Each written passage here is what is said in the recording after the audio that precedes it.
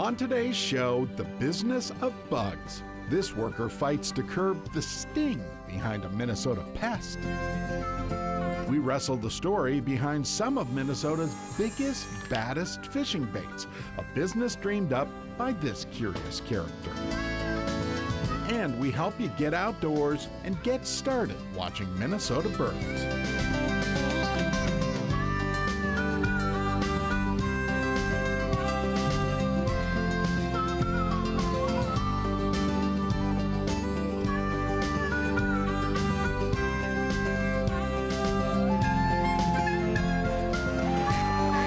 Minnesota Bound, presented by Connecticut Water Treatment Systems.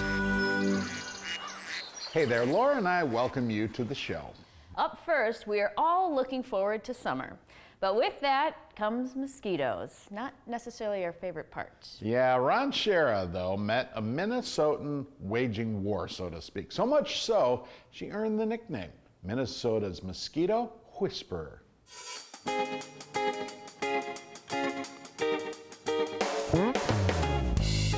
Minnesotans making a difference. Presented by the Minnesota Lottery. I'm in. Mornings in Minnesota are game day for mosquito fighters. But for one fighter in particular, it's not just a job, it's a calling. Everything's color-coded on my maps. The sites that I have in green are ones that we know breed mosquitoes really well.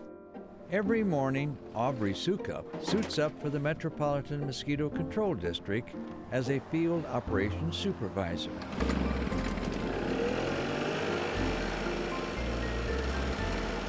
After spending the day with Aubrey, there's one thing very clear.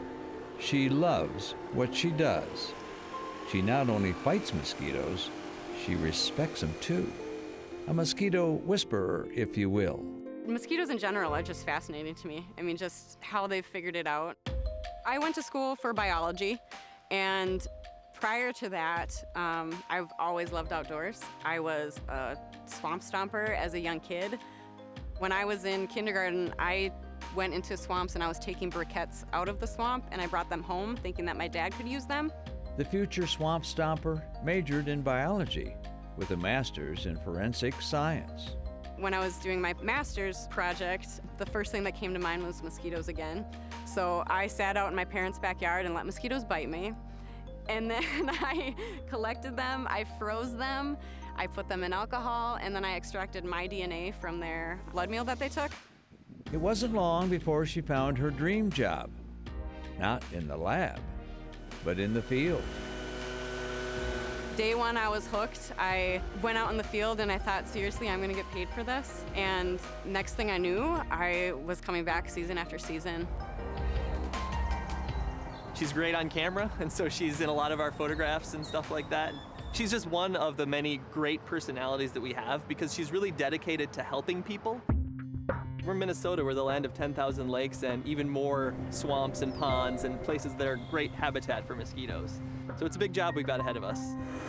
A big job indeed, and it takes place in the largest, most mosquito-rich city in Minnesota, the Twin Cities. The Mosquito Control District spends $18 million each year to win the fight against a tiny bug that can wreak havoc on summer nights' festivities. We've been around since 1958. We were founded by the commission of the state legislature, and the goal was really to serve the 7-county metro area, just because that's where there's the highest population of people. Yes, mosquitoes are enemy number one in the summer, but their bite is not the only thing that makes them a summer pest. They also carry disease, including West Nile virus. Part of our lab in St. Paul is dedicated to finding the specific species of mosquitoes that are likely to carry diseases like West Nile virus or lacrosse encephalitis. And so we target those outbreaks and can figure out control methods to reduce those specific mosquitoes. Aubrey's battle not only takes place on land, but also in the air. You know, a lot of people are worried if their dogs eat the material or will it kill the frogs, and the short answer is no. None of our materials are toxic enough that you really have to worry that much about them, which I think is really important for people to know. Although her job is to eliminate mosquitoes, She also sees the beauty in some species. Yeah, there's some others that are also really pretty. There's one that's, if you look under a microscope, is actually really blue. I love every day. I feel really fortunate that I am able to go to work, enjoy the people I work with. We're out every day. I mean, today is a beautiful day. It's getting hot, but we're out every day doing this to try to help Minnesotans around the Twin Cities be outside and be comfortable, as well as be safe. So Aubrey is on watch to make the buzz go away.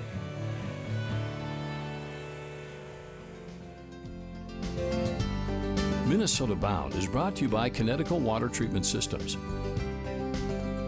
Star Bank, All Seasons Garage Door, and by the Minnesota DNR.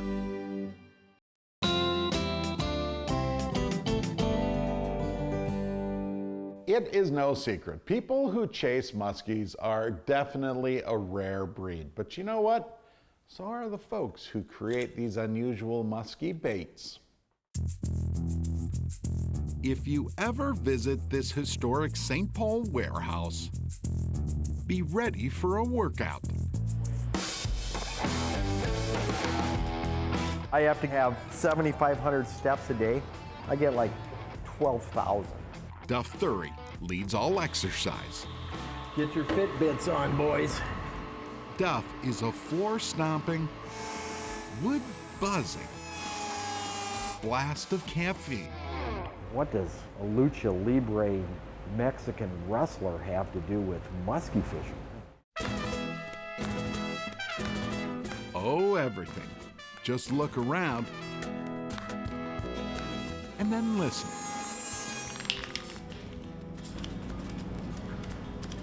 I make a lip lock. We have the matlock.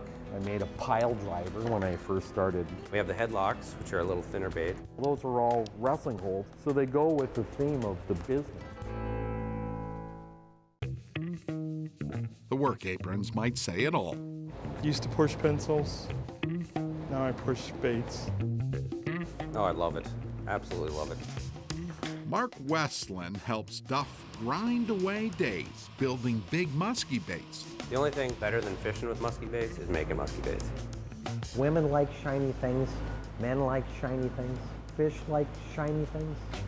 Colorful, handcrafted lures with reputation. I think there was 4 state records caught on my baits last year.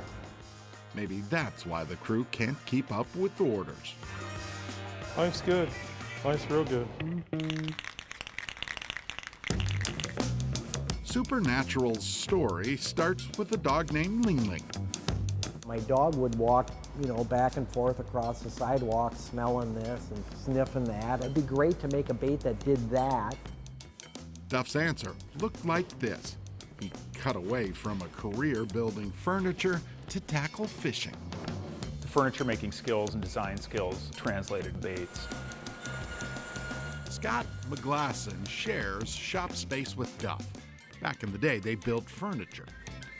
I love the colors. I love the glitter. Some of them have maybe an outsider art quality to them. They're great. It's the lure of this work in this building. A century-old cannery now full of new life and new workshops. We're makers. We're shop rats. We love being in here. A co-op of sorts that comes with perks. By law, I have to give my guys a break, okay? So Duff walks, well, almost half runs downstairs Here's the dark. Okay, that's for coffee break. It's great to get into work, and it's great being here, and I miss it when I'm not here. I guess that's a good job.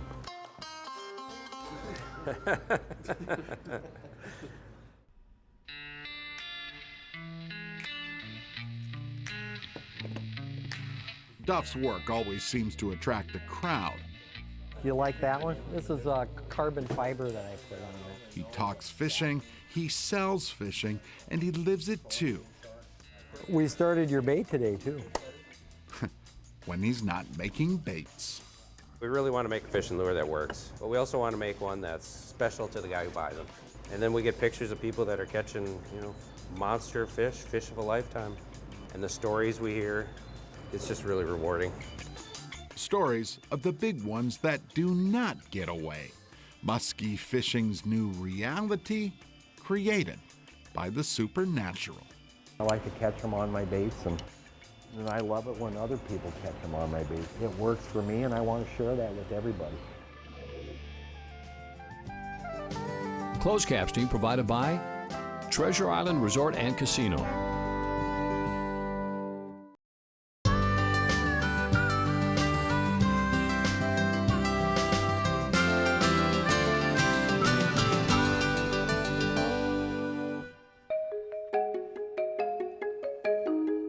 Many of us are curious about our feathered friends. Have you ever considered bird watching?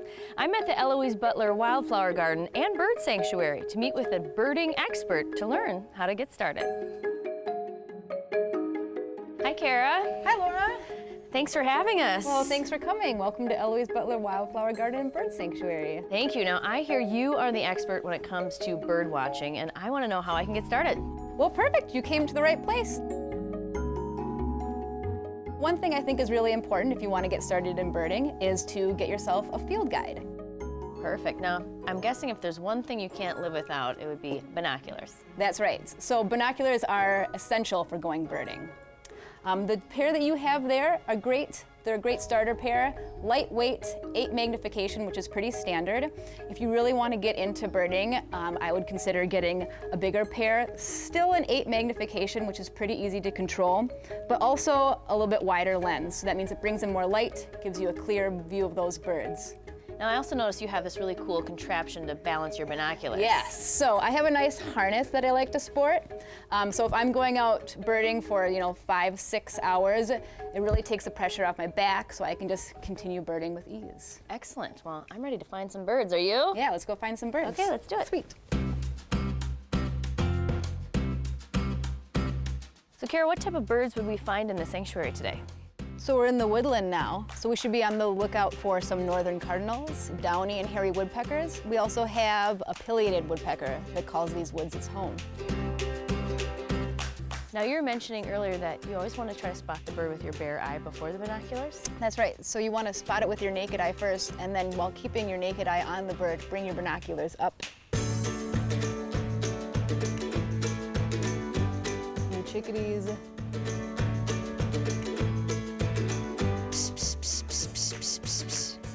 I'm beginning to think you're the bird whisperer. What is that noise? So that's called pishing. Okay. And when you make that noise, it kind of sounds like a bird scolding sound. So every once in a while, it can help draw a bird out of a bush to kind of check out what's going on.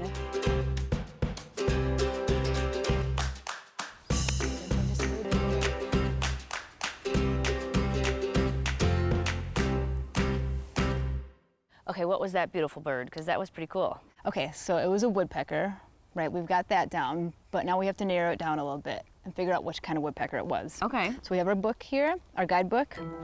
Let's get to our woodpeckers. See if we see. It looked similar to that. It looked similar to that, it did. But did you notice a red neck?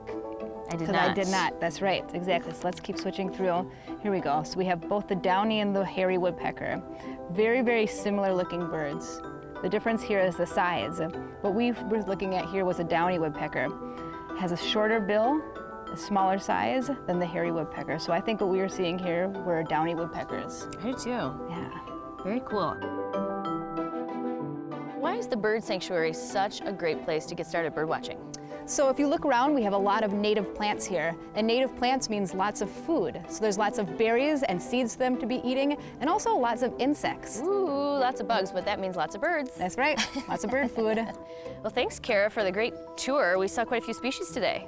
And I also understand that you offer tours if you don't necessarily want to get started birding alone. That's right. So we have free weekly birding programs here at the garden throughout the season. Awesome. Yeah, so now you're ready. I graduated. You know the basics of birding. Okay. Happy birding. Thank you. See ya. So there you have it. If you want to get started birding, stop by the Eloise Butler Wildflower Garden and Bird Sanctuary. But most important, just get outdoors. I think I see one. Head to your bike. Straight ahead, an outdoor adventure that starts in the heart of the big city. keep up with the kids of the Great River Adventure. Minnesota Bound is brought to you by Oreo Cookies and Ritz Snacks, Hewitt Docks, Lifts and Pontoon Lakes, Coors Light, and by Totem Resorts, the premier destination for world-class fishing.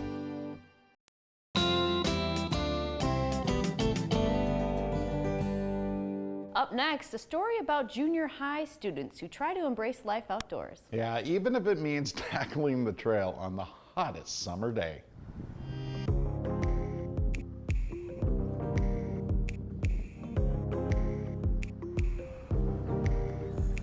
Sometimes outdoor adventure comes from the heart of the big city. Rowan, Liam, Leif. And if you ever question the grit of today's teenagers, you can head to your bikes. Mounting. Hop on a bike and pedal alongside these kids. Starting. Oh, crap. Teens on a big-time trek across the Twin Cities. Woo.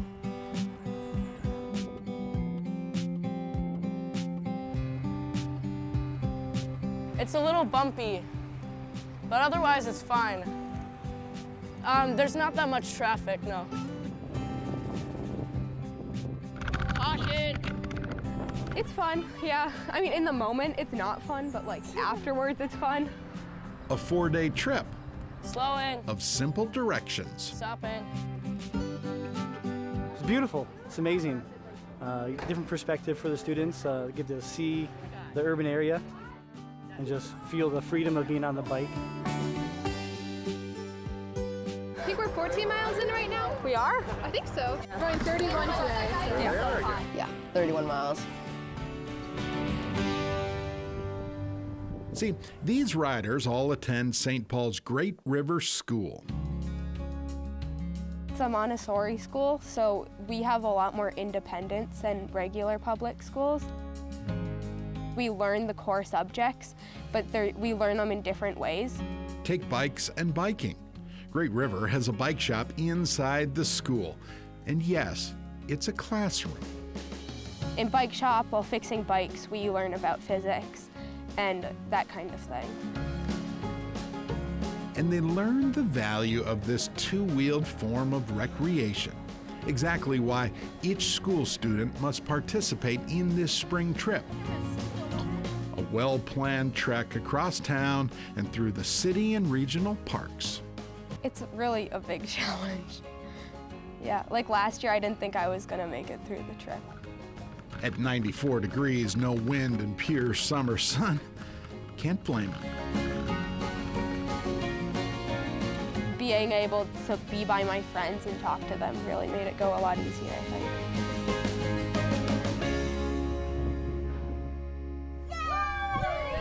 Today's pedal ends at Elm Creek Park. In group camp. You did it. Yeah. Yay. Where the work starts.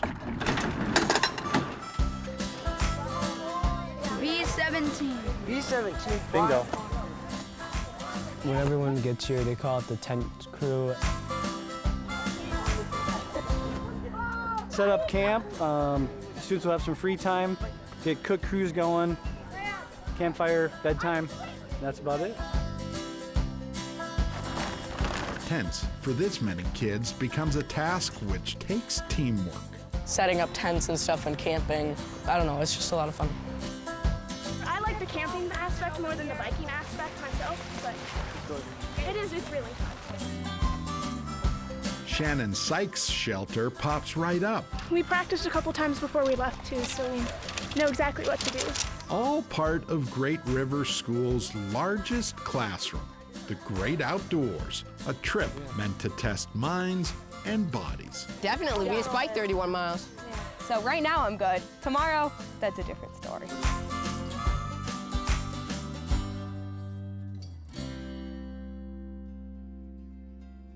I actually passed that crew a couple of days after we shot the story.